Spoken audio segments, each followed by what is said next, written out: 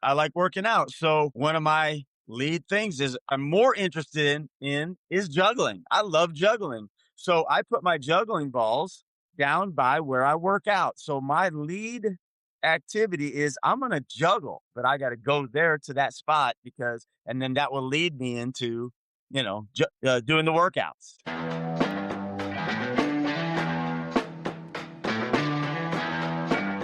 Hey, how you guys doing? Good. Real good. I'm going to lean into first piece of curiosity, the skull cap, Trenton. I don't know that I've ever seen that on you before. Baseball Baseball. hat. Just I'm like, you're yeah, going, I've been at the office since 5 in the morning. I haven't left yet.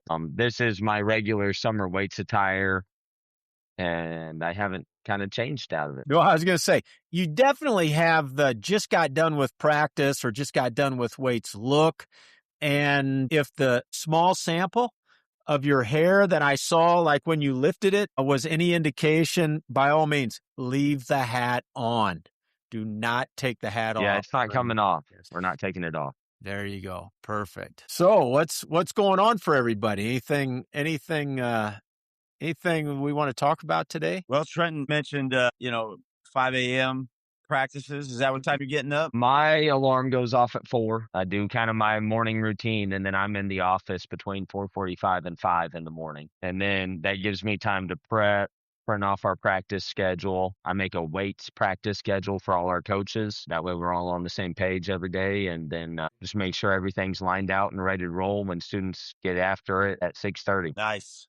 You said, Trey, have you found in your semi-retirement mode that your wake up time is a little bit different than when you were full go? Is that true for you too? It is definitely a different pattern for that. I will say that actually I still have a couple mornings a week where my alarm will go off around 5:00 in the morning. Got a couple of those, but I will say there are not as many mornings per week where the alarm goes off at 5, and there's 1 or 2 more mornings per week where I don't set the alarm at all. How about you, Todd?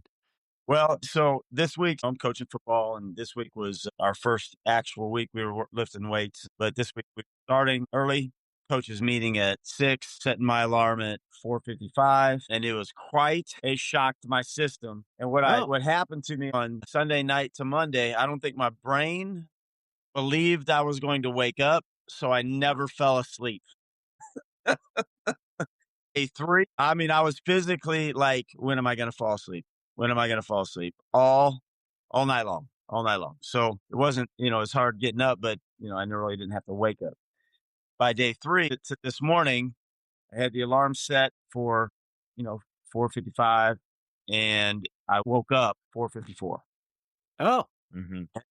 So that Sunday night, was any of that the anxious anticipation? No, I don't think so. I think it was truly my brain saying, "Yeah, I don't trust you're going to wake up that early.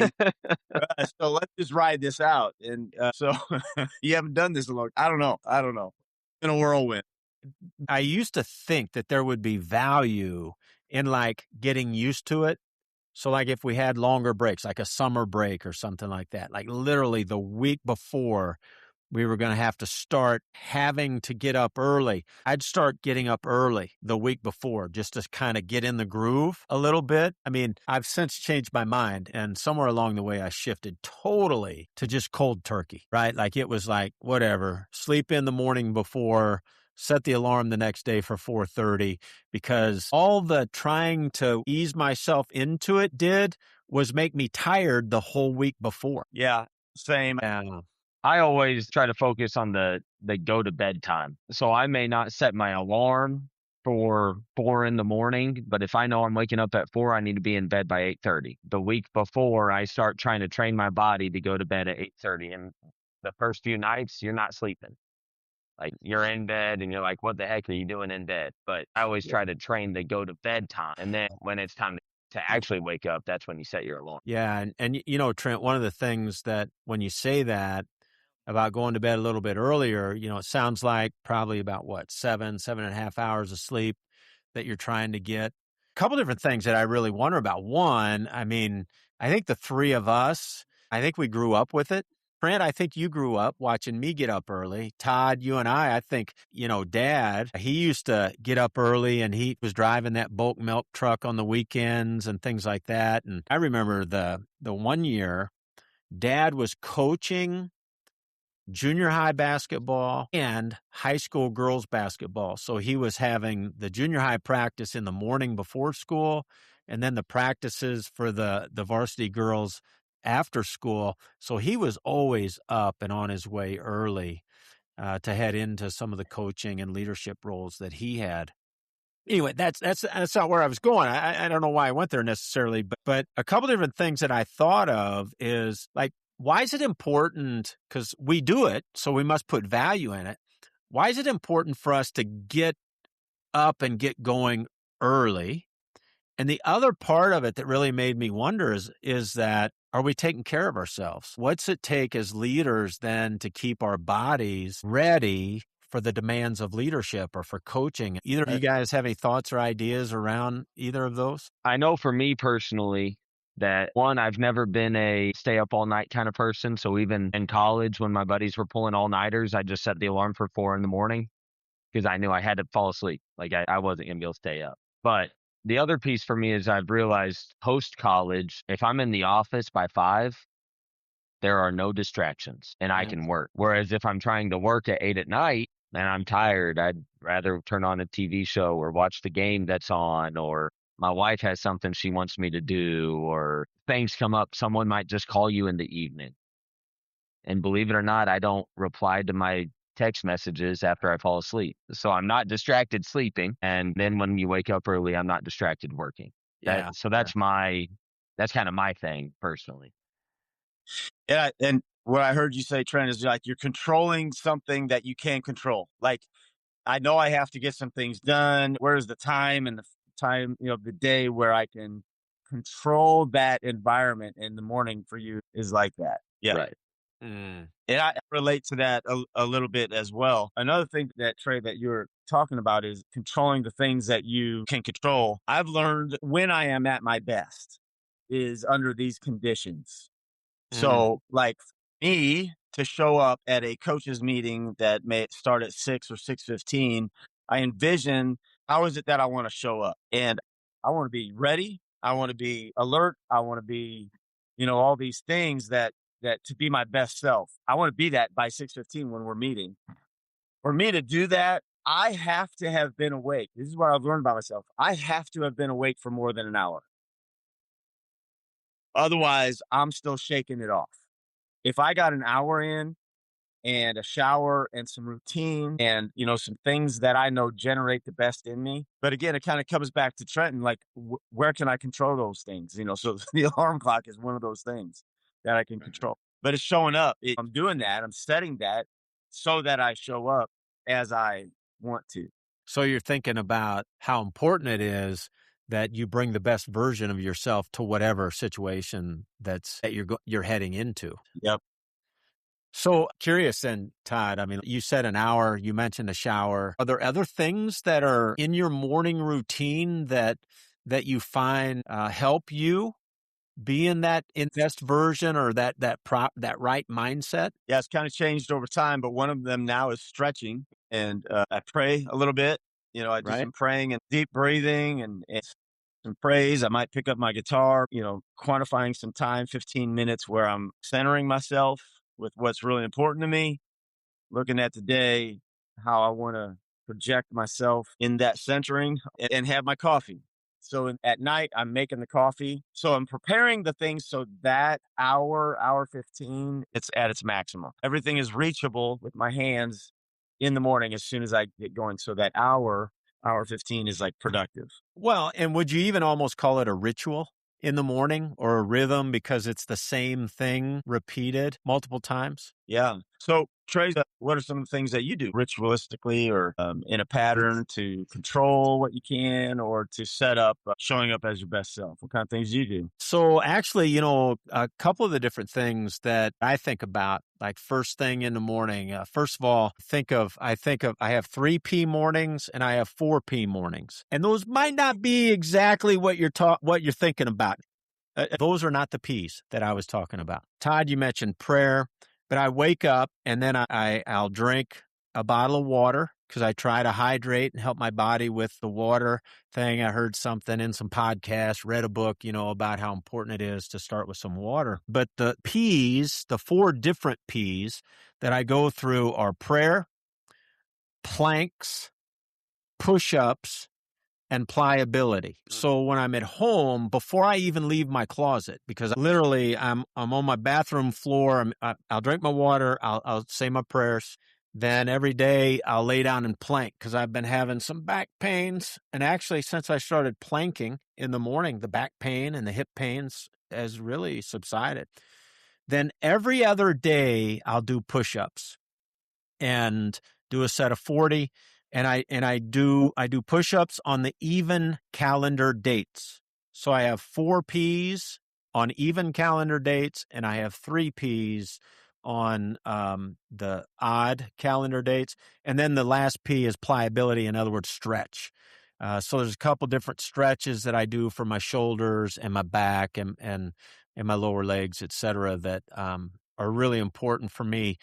Being able to go out and, like you said, I'd be ready with at least a better version of myself for what's happening. You know what this kind of reminds me of, Trey? You and I have had, and I don't know if you've had this conversation with Trenton, but the lead and lag goals conversation.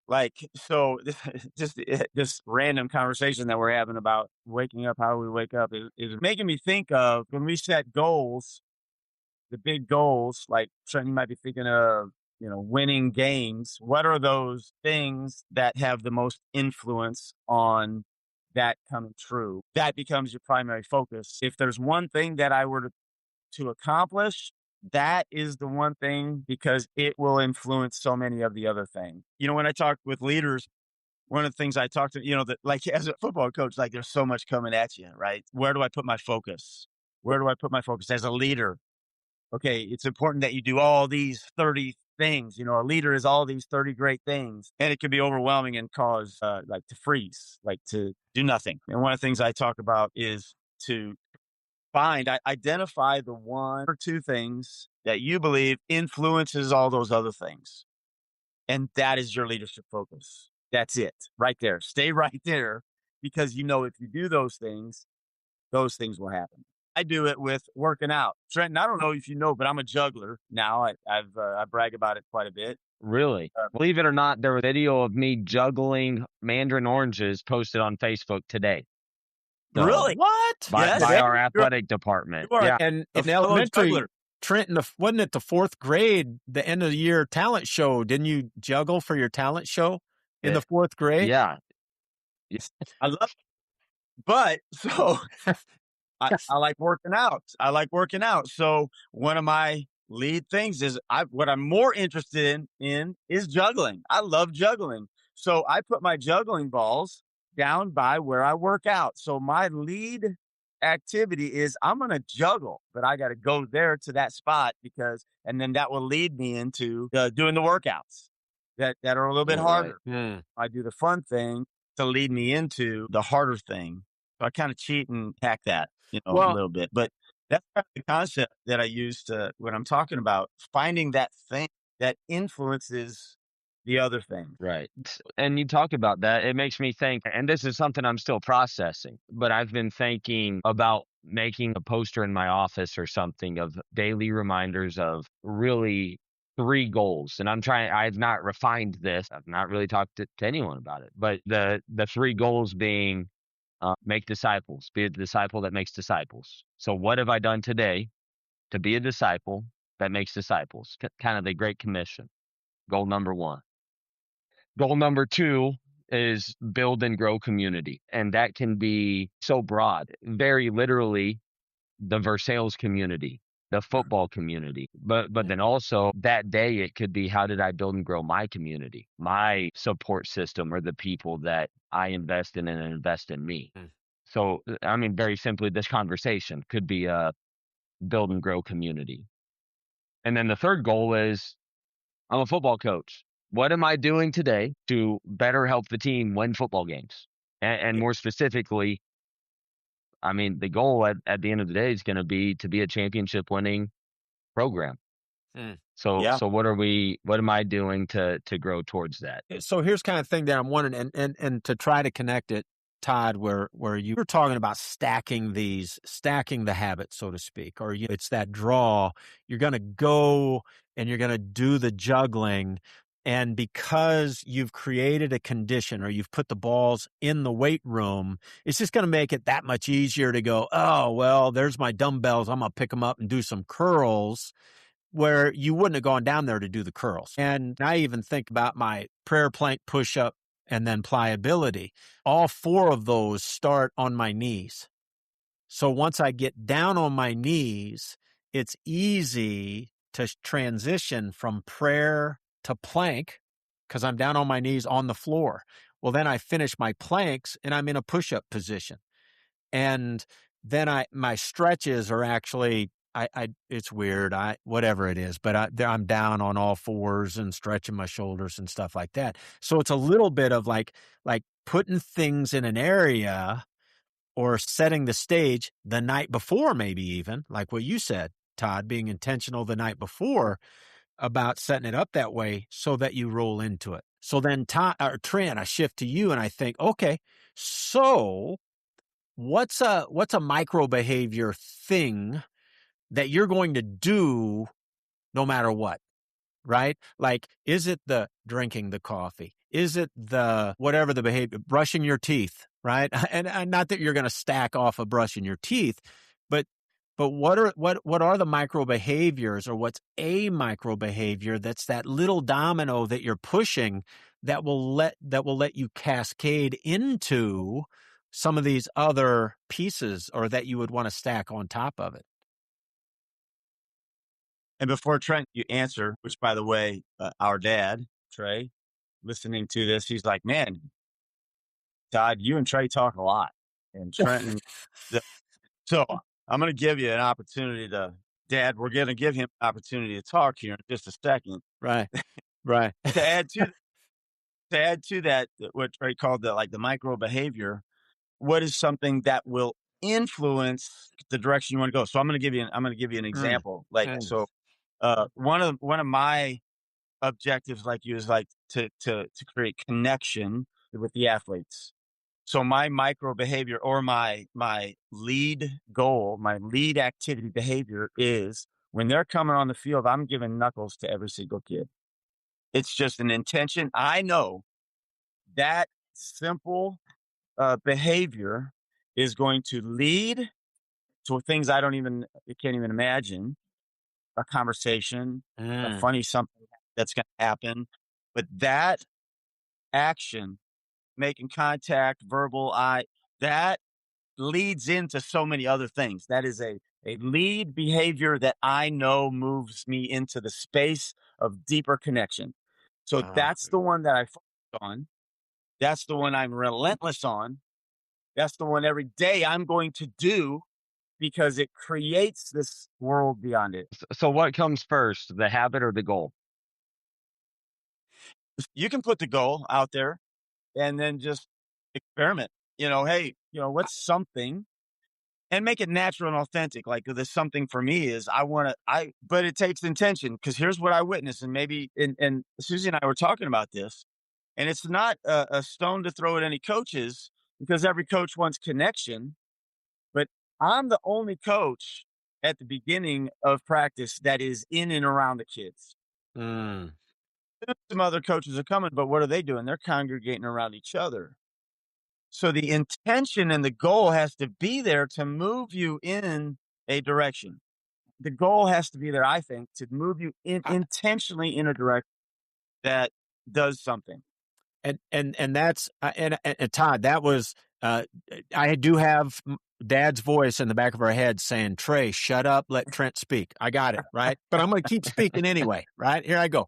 So it's like like Trent, I would say you want the goal in mind, because the fist bumps, or whatever that activity is, it sets the condition for it, establishes the condition that increases the probability that those other things will happen or can happen.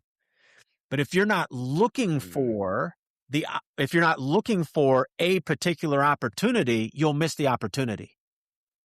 So I'm going to go into the fist bumps, and coaches can do fist bumps for fist bumps' sake, and it looks the same. But another coach does fist bumps and is actively looking for opportunities to connect. The fist bumps with every kid gives you an opportunity to make eye contact with those kids and say, oh, something's not right with this kid today. And on the way to the practice field or whatever, you can say, hey, what's up? Hey, what's up? Or you make sure you check with them after practice that you wouldn't have potentially noticed if you weren't looking for it, if you weren't intentionally turning the radar on to try to see that in that space. All right. So now, Trent, you got to start filling space, man. You got to start filling space. I'm just trying to learn here. Like it's I mean, you asked what are my micro habits. I don't know that I have those intentional habits, and that's not to say that I'm not intentional about anything. I also think sometimes we develop habits and then forget that we are even in the habit of something. Sometimes I don't reflect on, oh man, this is what I'm actually doing. Yeah. Let me speak some life into what I already see in you. Like, okay, so I'm coming in this realm as a volunteer now, so I'm seeing this, and I'm seeing things through a different lens. You are organized, extremely organized. I know that you're showing up early to create a platform and a structure for a lot of things to happen. That's number one for a head coach. That is like so primary, so primary, because I've been in programs where I showed up and everybody is scrambling. Nobody knows what's going on. Nobody knows what to do or how to begin. And if you as a head coach, or what you already are giving this like structure of here's what things are going to go, and you're putting in that time. Okay, me as a volunteer coach, I told Susie this morning. I'm like, I'm being a part of this program because they're so organized. So all I have to do is I do my little bit of homework in the evening, and I show up, and I can do these things because I don't have to worry about these other things. So what you're Right. doing, and you'll get to the point. Right now, you may not be able to because you've got to manage those details so extremely well, and that demands your time. So kudos to you, man. But you will find a day where you have those gaps of time to offer into those things. Yeah. Right.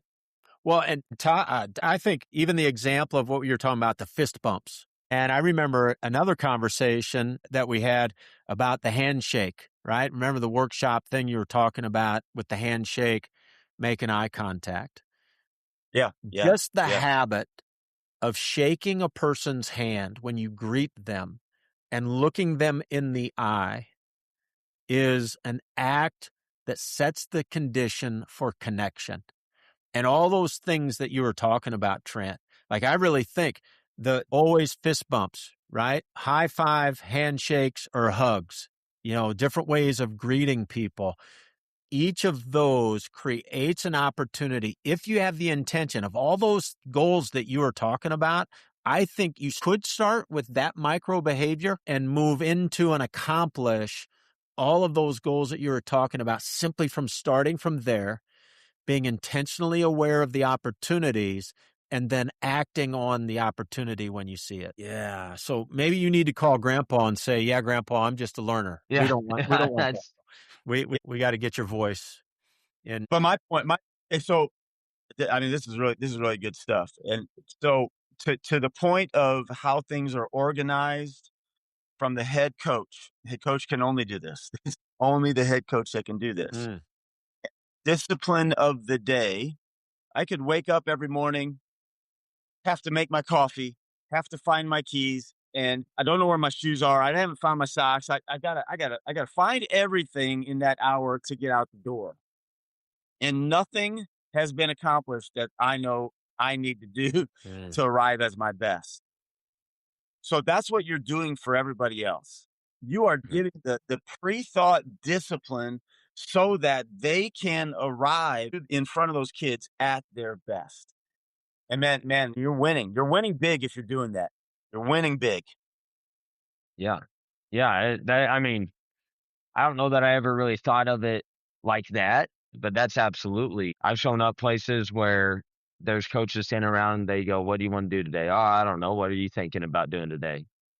And then you start 5 minutes late because the coaches are still figuring out how to start. So I definitely want to. Well, I wish I could completely eliminate any wasted space as far as time. I don't know that that's totally happened or maybe even achievable to a perfect extent, but limit any kind of wasted time or lost time. We're asking kids to be here for 2 hours. Let's make sure that that's 2 productive hours, not 1 productive hour, but we took 2 hours of their day. Right. Yeah. 2 cents to that. Part of your productive day, what you have said to us is connection, right? So if there is a downtime, okay, it's not unproductive if we have 3 minutes and, the managers are moving the bags and waiting for, and we've got to wait. Waiting is not unproductive. How could we make it more in line with our intention is go talk to the kids, be around the kids. Don't just huddle as coaches and at the water hole. That's unproductive. Water hole talk. We can talk after Right. practice about those things that need to be done. But your intention, and then the other thing that I just talked today with the seniors because I have a presentation tomorrow, which I'm so honored to do. But we're going to talk about creating values in our program and letting the kids create those values. And one of the things I asked the kids was, is it fair to hold your teammate accountable if they don't know what's important to you? Mm. No, it's not fair. It's not fair. Right. Is it then fair also, okay, they know what's important to you, but that they understand like what it looks like and what it doesn't look like? Oh, yeah, that's important, but they have no clue. Then it's still not fair to hold them accountable. So what I would challenge you to do is let your coaching staff know those goals. Like, Mm. here's who I am, leader. Here's the gaps that we have as a coach. This is how we fill them. Yeah. So that leads me into a question that I had for you guys today. And this was a little bit pre-planned. I guess I didn't think about how to say it, but in leadership, you guys have filled leadership roles for a lot of combined years. And in leadership, in living, we make mistakes. Mm. So when you catch yourself making a mistake or you're not operating the right way, and I'll give an example of this. We start weights at 6:30, and for the first 2 weeks of summer weights at 6:30, I said, "All right, guys, here we go.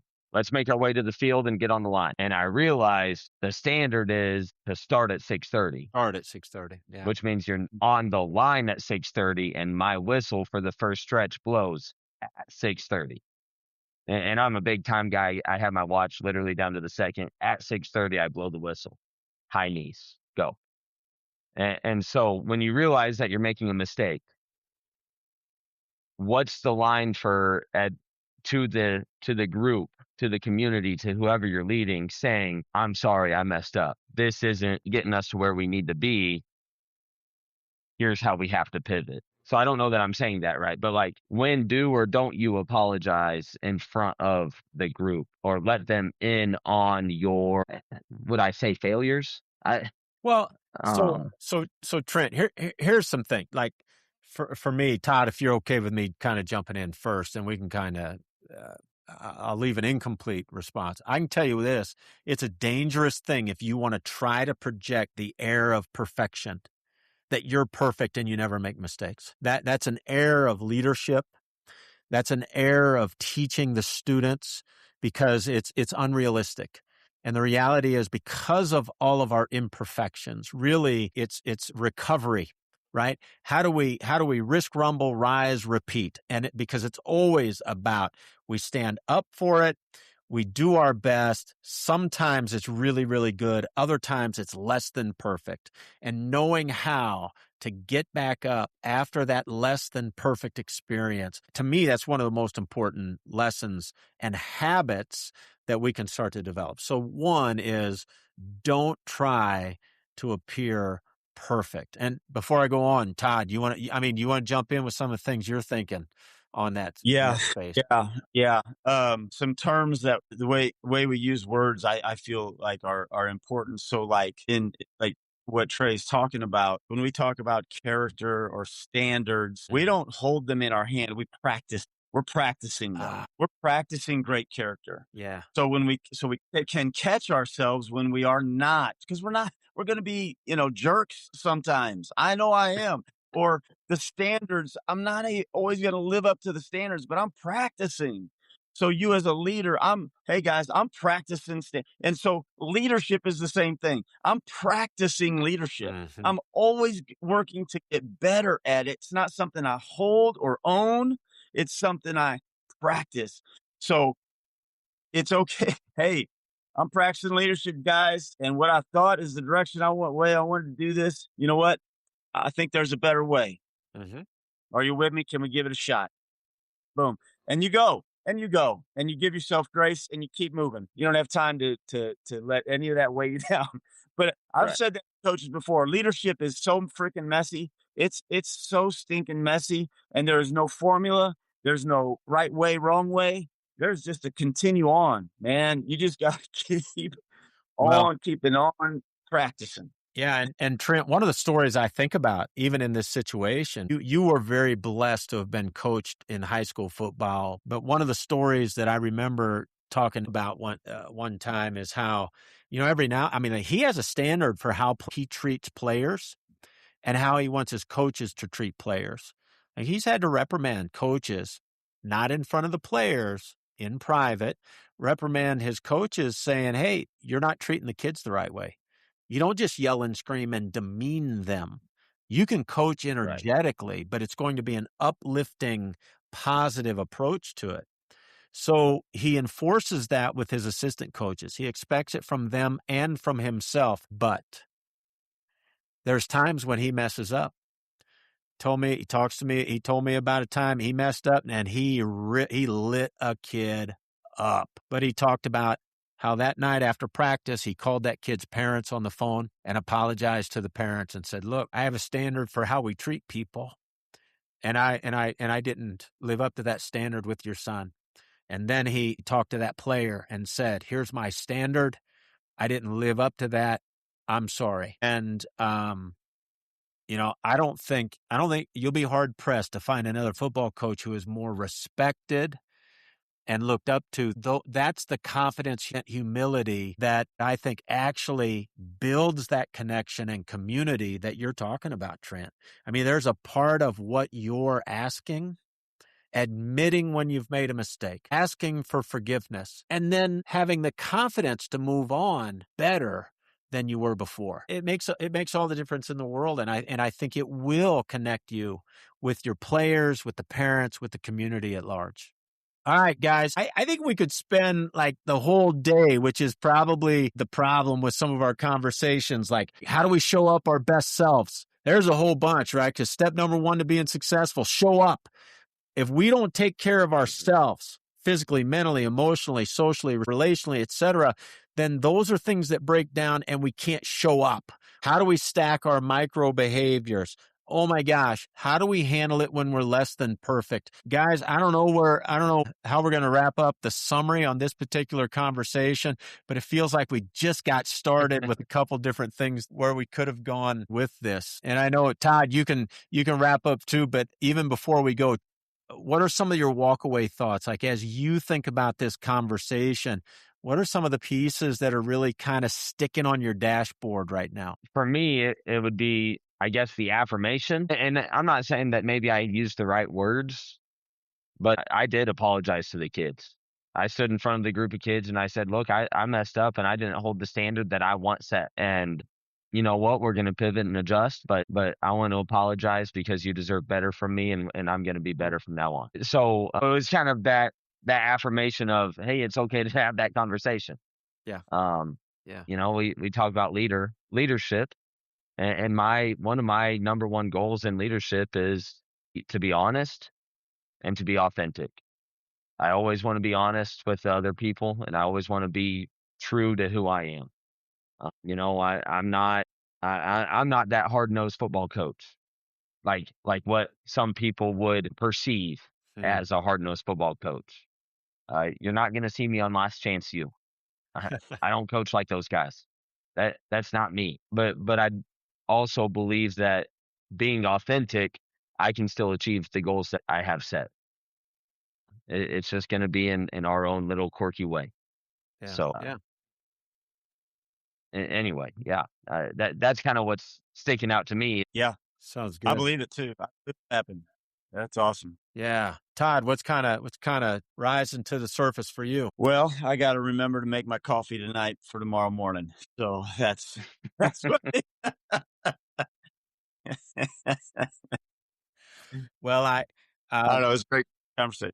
well, and I appreciate that. I think one of the things that really bubbled up for me is that as a leader, that one of the most important things that we can do is set conditions, right? We set the conditions for other people to be successful.